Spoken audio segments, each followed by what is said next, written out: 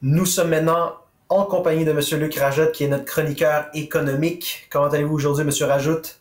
Très Rajotte, bien, pardon. c'est très très bien. Il fait beau, on a pelleté de la neige en masse, fait qu'aujourd'hui on se repose, on admire tout ça. Excellent. Vous êtes ici aujourd'hui pour nous parler de quelques sujets en particulier et on commence avec le premier qui est le recentrage de certains épiciers sous des bannières.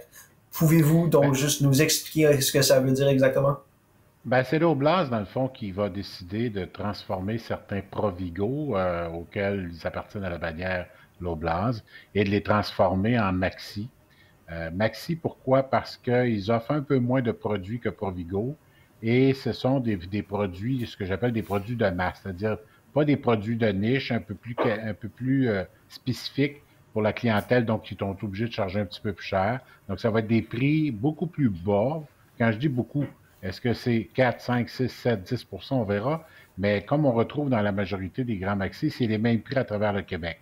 Alors, contrairement à certaines chaînes plus spécialisées comme Provigo, IGA ou Métro, où il peut y avoir des variations de prix d'une région à l'autre en fonction Hmm. des distances, en fonction de la distribution ou de l'approvisionnement plus difficile. Bref, les maxi vont tenter d'uniformiser ça, de rendre ça à des prix plus bas pour le panier d'épicerie total, permettant ici, en pleine période d'inflation, d'abaisser le niveau du panier d'épicerie qu'on connaît actuellement.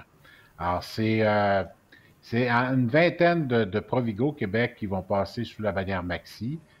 Maxi, ça appartient tout à l'Oblast, donc c'est géré par l'Oblast, alors que les Provigo appartiennent à des individus. Il y avait des contrats, des ententes avec des particuliers, et ils vont finaliser ces ententes-là et leur proposer d'être les directeurs de succursales de Maxi à travers le Québec.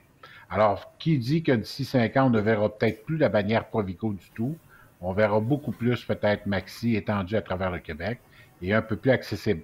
Mais avec un modèle d'affaires de succursale aminci un peu. Hein. Le principe ou la, la, la base d'affaires de Maxi était d'avoir des 80 000 pieds carrés, avoir des très grandes surfaces, avoir beaucoup d'espace dans les étagères, entre les étagères, pardon, pas dans, mais entre les étagères pour permettre aux gens de passer avec des gros paniers.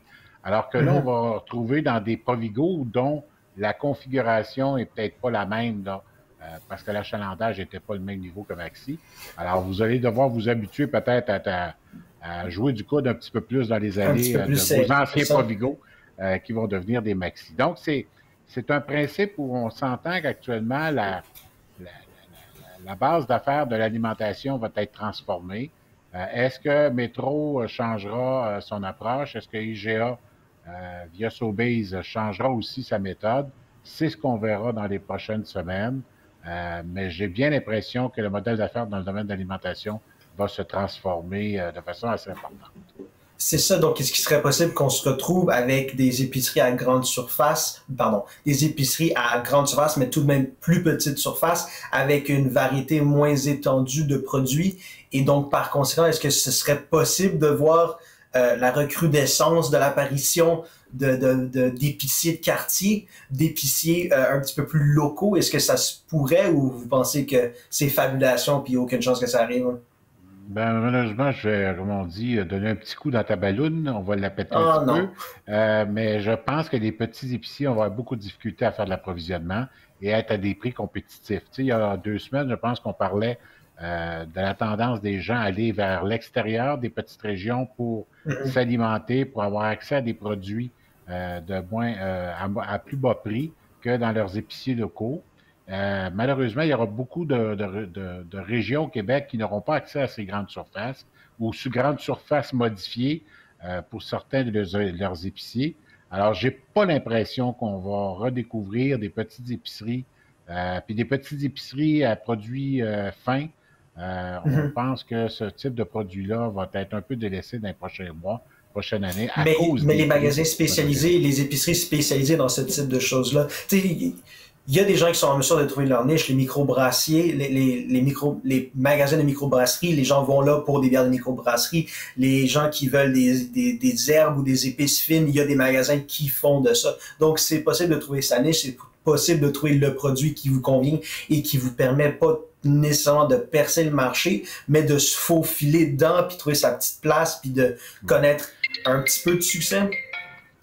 Oui, sauf que la question qu'il faut se poser, est-ce que les épiciers ou les magasins de produits fins, que ce soit microbrasserie ou autre, auront la même capacité de faire des ventes de produits et services dans la prochaine année, considérant les prix qu'ils sont obligés de charger? Alors, malheureusement, les gens risquent de couper dans l'alimentation de certains types de produits au bénéfice de produits plus de convenance, des produits traditionnels. Alors, j'ai l'impression que pour les entreprises à caractère de produits fins, on risque de voir des baisses des ventes. En tout cas, ma perception, ma prévision va être un peu de ce type-là. Seriez-vous en mesure de nous faire un petit topo sur le fonctionnement de la bannière d'une épicerie, dans le sens que je sais qu'il y a des épiciers locaux, lorsqu'ils étaient en difficulté ou éventuellement sont devenus, par exemple, le marché étier de Mirabel, c'est à Mané devenu le marché Intermarché étier de Mirabel. Comment est-ce que ça fonctionne, ça? Ça ne devient pas une franchise Intermarché, mais ils peuvent mettre Intermarché sur leur affiche. Comment est-ce que ça fonctionne, ce processus-là, pour faire partie d'une bannière, pour accéder à une bannière? C'est quoi même le jargon qu'ils utilisent? Dans le fond, c'est d'accéder à des bannières qui te permettent d'avoir un plus large marché ou avoir accès à des produits publicitaires ou dans vos sacs. Ouais, c'est ça. Donc, qui te permet d'avoir accès à ça. Moi, il y en a une certaine commission que tu dois leur verser ou un frais annuel que tu dois payer pour avoir accès à ce plus large bassin de population parce que tu es distribué de façon beaucoup plus large que ce que tu peux faire comme épicier singulier, c'est-à-dire réputé de quartier local. Alors, et t'en vois de plus en plus. Des épiciers indépendants, là, il y en a de moins en moins. Il y en aura encore de moins en moins parce que le marché va être beaucoup trop saturé en termes de grandes surfaces qui vont inonder les marchés de produits à plus bas prix par le coût d'achat qui va être beaucoup moindre, considérant les volumes et les quantités qui vont requérir sur le marché. Alors, ceux qui voudront acheter pour une plus petite place, pour une plus petite quantité, premièrement, il y aura peut-être des livraisons qui ne se feront plus parce que c'est trop dispendieux de livrer ça et de faire payer à l'épicier le coût total des livraisons et la manutention de ces produits-là qui devront être livrés dans les petites épiceries. Alors, plus tu es petit, plus c'est difficile, plus ça coûte cher, plus ça va être compliqué pour les petites municipalités de garder des épiceries à bas prix. Est-ce que le monde des épiceries est similaire au monde de l'alimentaire, dans le sens où on sait que dans l'alimentaire, c'est quoi, 5, 6 corporations gigantesques qui produisent tout, c'est Mars, Nestlé, Kraft, Pepsi et Coca-Cola qui produisent quasiment tout ce qu'on consomme. Mais est-ce que dans le monde des épiciers, c'est similaire? C'est une ou deux ou trois grosses corporations qui ont différents types de franchises, qui ont différents types de compagnies et qui contrôlent toutes ces épiceries à grande surface. Est-ce que c'est similaire dans ce sens-là? Ben, je ne connais pas toutes les techniques, les tactiques des grands épiciers. On a vu à un moment donné qu'il y avait une forme de coalition, là, cartel du pain à un moment donné par des grands épiciers. On avait connu ça. Il va y avoir des amendes à payer. Avez-vous dit cartel du pain? Oui, j'appelle ça cartel du pain. OK, c'est bon. C'est ce qui était ressorti dans une enquête là, qui avait été menée au niveau canadien-américain. Où certains épiciers avaient été mis au banc des accusés pour avoir justement contrôlé le prix du pain. Alors, c'est ça que j'appelle ça un cartel du produit alimentaire. Mais singulièrement, les grands épiciers, c'est pas compliqué. Ils achètent des produits, ils ont des fournisseurs. Les fournisseurs décident de faire affaire avec de grands parce qu'ils leur garantissent des achats et ils ont l'obligation aussi de fournir les quantités demandées. Alors, c'est quand même une responsabilité de la part des producteurs. Alors, ça l'oblige de petits producteurs à se recentrer, à se fusionner, à se réorganiser, à vendre à des plus gros pour permettre justement à des très, très gros fournisseurs de donner à ces grandes bannières-là.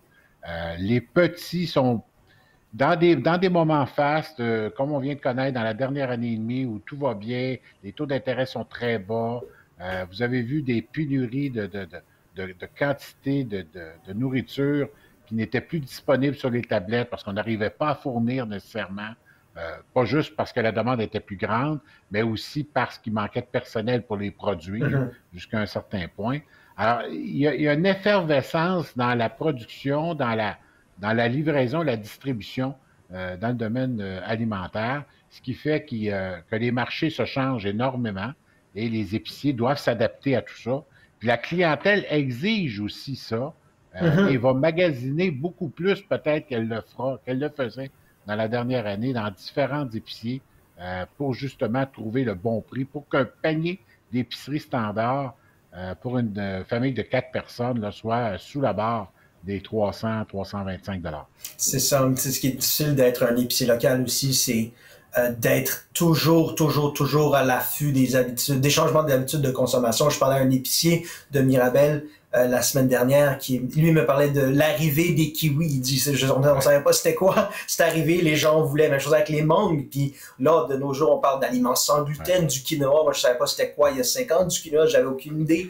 Et donc, c'est d'être à l'affût de ça et d'être en mesure de trouver, pour les petits épiciers locaux, quels produits remplacer sur les étagères par des nouveaux produits. Donc, c'est un énorme challenge. Et parce que ces épiciers locaux-là ont de l'espace restreint, ils ont besoin ils doivent nécessairement prendre ces décisions-là comparativement aux grandes surfaces où hey, on va juste tasser, on va resserrer ça, puis on a de la place en masse pour juste rajouter des nouveaux produits sans avoir besoin d'en remplacer d'autres.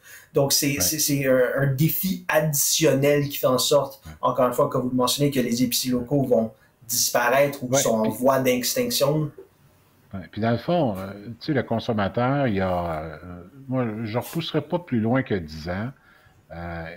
Ne recherchait pas de produits spécifiques parce qu'il n'avait pas nécessairement accès à tous les grands réseaux sociaux qui aujourd'hui, là, tu regardes ton Facebook, puis à toutes les 3 annonces. Voici une belle recette que je vais essayer ce soir. J'ai besoin de tikka masala ou j'ai besoin de gochujang ou des trucs exotiques.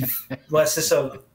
Des affaires que tu vas te servir une seule fois dans l'année puis qui en a une quantité suffisante pour les 20 prochaines années, mais qui expire dans moins de 12 mois. Bon, bref, ceci étant dit, les épiciers sont un peu comme ça. Mais tu sais, à 20 000 produits sur des tablettes dans un maxi, par exemple, il faut que tu ailles l'œil vite sur ce qui est périssable, non périssable, ce qui tourne, ce qui ne tourne pas, qu'est-ce qui est en demande de la part des consommateurs, qu'est-ce qui est à... Tu sais, aujourd'hui, il y a une vingtaine d'années, quand les fraises arrivaient, tu savais que c'était entre le mois de fin juin aller jusqu'à mi-août. Après ça, c'était fini, tu n'en voyais plus. Là, aujourd'hui, tu en as 12 mois par année. Comme les framboises, comme les concombres, comme la salade, comme la majorité des produits, ne sont plus des produits de niche en particulier dans des moments spécifiques.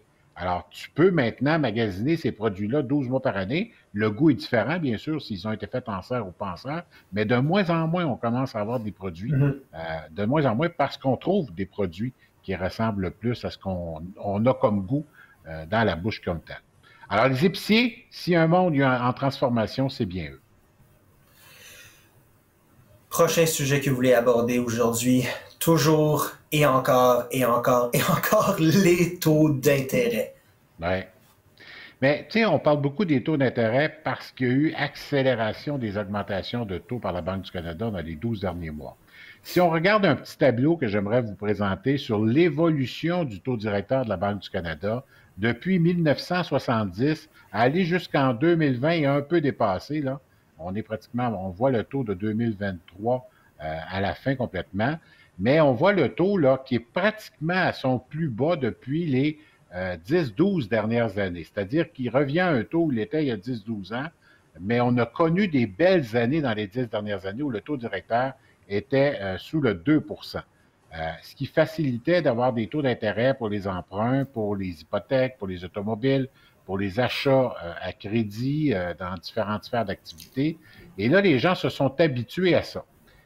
Il y a eu après ça, puis vous regardez encore le tableau, si vous examinez les dates ou à peu près, là où il y a des pics, c'est où là il y a eu des événements mondiaux qui ont joué en défaveur du taux d'intérêt. Que ce soit la guerre en Irak, que ce soit les périodes de récession que les gouvernements ont provoquées par des coupures de services. Bref, on voit qu'il y a des augmentations de taux. Mais si on est raisonnable, puis qu'on regarde ça de façon bien froidement, là, les taux d'intérêt qu'on connaît actuellement sont les plus bas parmi les 40 dernières années. Bon, c'est effrayant d'augmentation, de la rapidité de l'augmentation du taux, mais le taux comme tel n'est pas si élevé que ça quand on regarde sur un espace-temps de 40 ou 50 ans.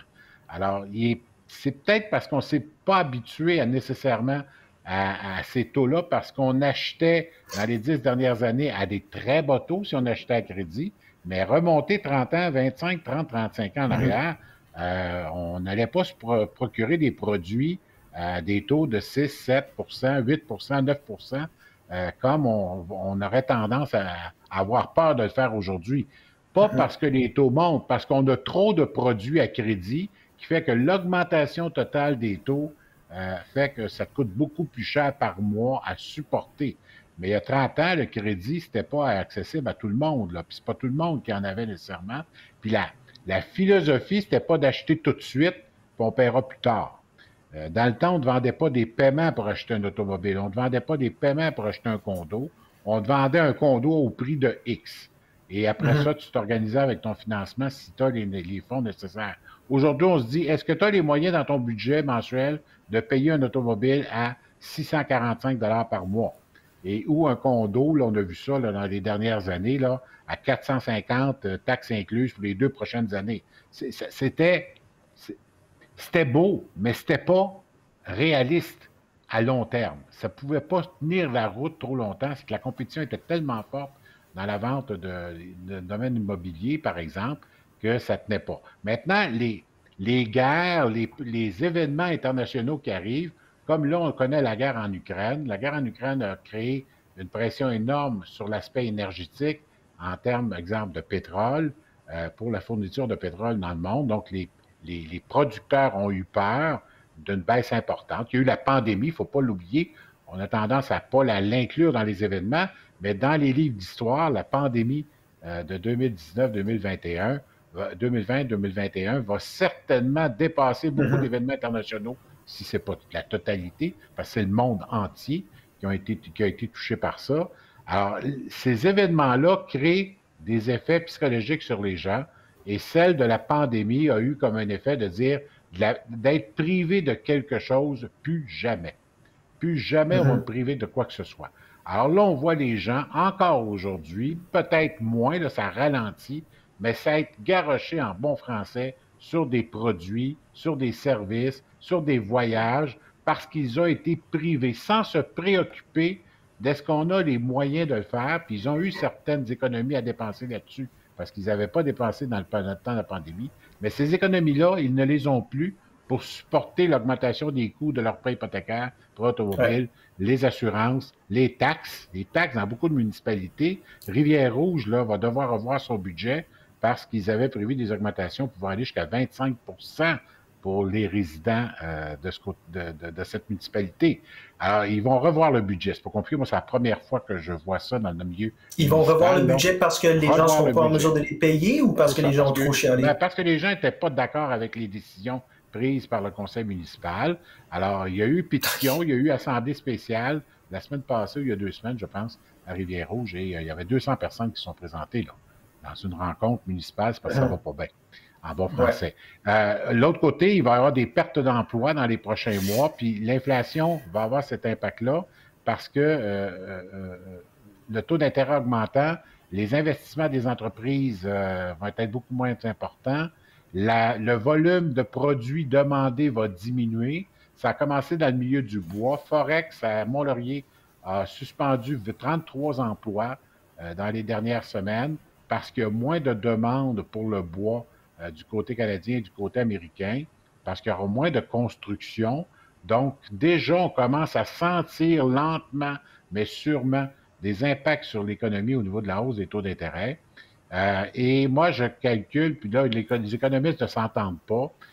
L'ex-gouverneur pas le gouverneur général, mais le gouverneur de la Banque du Sous-gouverneur Canada, général. le sous-gouverneur général, M. Boivin, a fait une conférence dans les derniers jours devant un groupe d'affaires de gens de la région de Montréal, où lui disait, ne vous attendez pas à des baisses de taux d'intérêt rapidement, parce que la baisse de l'inflation et d'atteindre la cible de la Banque du Canada à 2 ça va prendre une récession. Donc, une C'est ça, récession... puis c'est ça l'affaire. Il y a une des citations de M. Boivin pendant cette allocution-là, c'est qu'il a mentionné qu'une banque centrale ne va pas hésiter à déclencher une récession pour arriver à l'inflation désirée. Pouvez-vous rapidement nous expliquer... Non, mais je veux dire, non, mais pouvez-vous nous expliquer ça? Parce que je ne comprends pas comment une banque centrale peut déclencher une récession. Ça fonctionne comment? Ça, c'est quoi ce processus-là? Bien, la Banque du Canada, son premier mandat, c'est de contrôler l'économie canadienne. Hein? C'est de s'assurer de sa vigueur et ou de réajuster le tir pour ramener l'inflation. Parce que là, la problématique qu'on va connaître, c'est que les produits et services qui ont augmenté au cours de la dernière année, exemple, dans le milieu, on parlait de l'épicerie, dans le milieu alimentaire, c'est 11 du côté alimentaire. Ces prix-là ne reviendront pas à ce qu'ils étaient. Assurez-vous que les compagnies ne se mettront pas à dire hey, on vous annonce qu'on réduit ça de 10 parce que le taux d'intérêt a baissé de 3 C'est pas vrai. Ils se sont ajustés puis ils vont rester ces prix-là. Là. Donc, les prix à la consommation vont rester sensiblement les mêmes. Donc, qu'est-ce qui reste à la Banque du Canada pour ramener l'inflation à son niveau plus bas? Bien, c'est d'assurer qu'on dépense moins. Donc, dépenser moins, c'est d'en faire moins d'achats de produits. S'il y a moins d'achats, il y a moins de production des produits. Donc, les entreprises vont être au ralenti. On va donc produire moins et vendre moins. Et les entreprises vont nécessairement mettre des gens à pied et ou ne renouvelleront pas les affichages de postes qu'ils avaient mis parce qu'ils ne réussissaient pas à combler certains postes. Mais ce qui va faire que le taux de chômage à 5 regardez-le bien dans votre rétroviseur parce que vous ne le reverrez pas pour un certain temps. Il devrait monter au-delà du 6-7 et même on voudrait atteindre dans les milieux économiques 8 parce qu'à 8 on est dans un cadre de récession comme tel.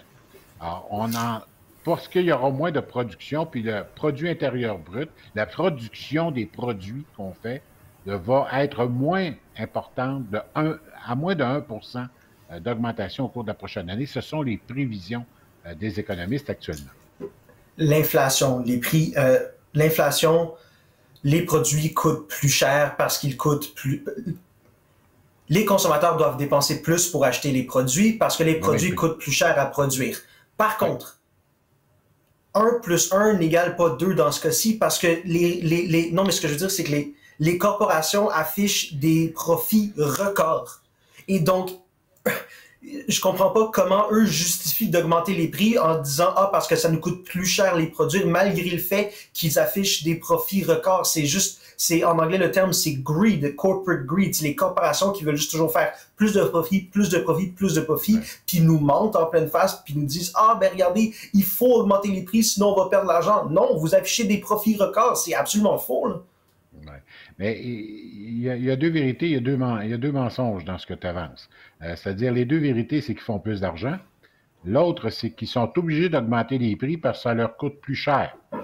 Ça coûte plus cher. Donc, si ça coûte plus cher, il faut que tu réduises tes dépenses. Faut que tu réduises tes dépenses.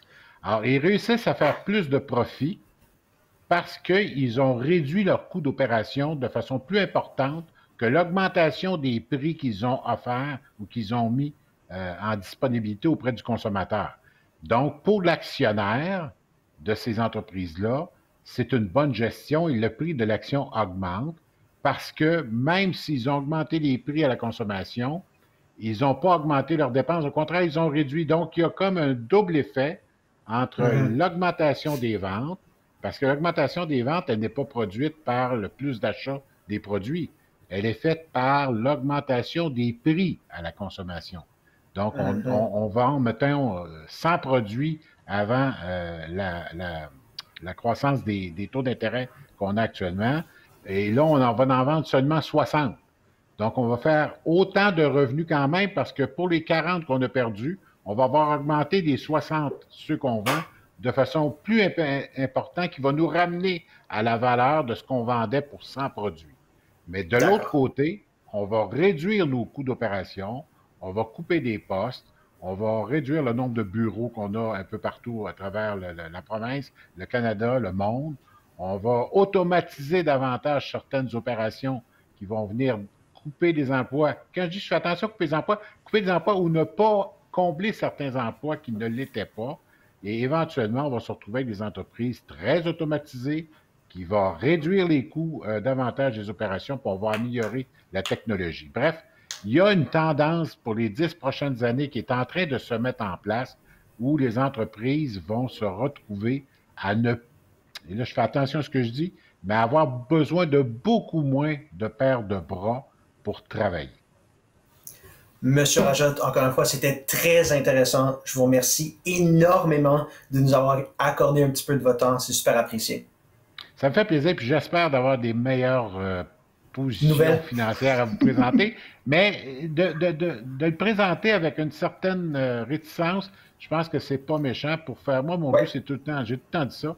Tu te souviendras, Vincent, dès le départ, quand je t'ai parlé à l'origine, c'était de faire réfléchir les gens. Ouais, exact. ça a-tu du sens, qu'est-ce qu'ils disent? On peut-tu réduire un peu nos coûts? Puis j'espère, en tout cas, que ça aura eu des effets sur certaines personnes. Puis ça me fait toujours plaisir de parler avec toi. Merci encore. Merci. Bonne journée. Bonne journée.